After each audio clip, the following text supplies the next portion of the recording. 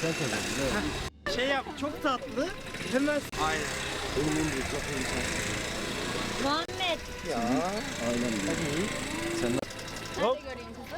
ATV sandalyesini başka benim zaferim yok. Başka da zafer istemem. Bak yine o. hazır. Yeni ATV geldi. Hocam ben de sana. Üstünde. Ha, oradan çekiyorum seni.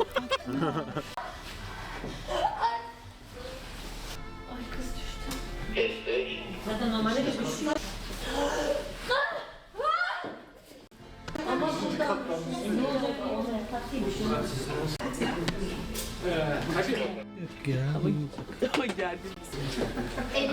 Yere koyacağız şimdi kamerayı.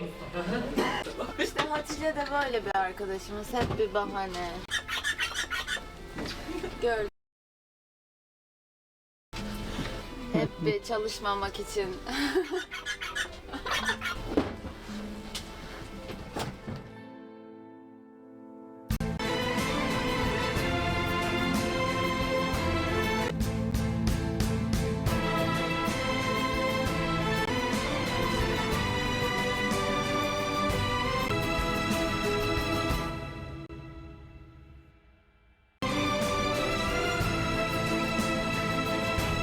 وإحنا بنكون وصلنا لنهاية حلقتنا، وأحب أشكر كل واحد وصل لنهاية حلقتنا، ولو كنت ما وصلتش لنهاية الحلقة أكيد كنت هشكرك برضو.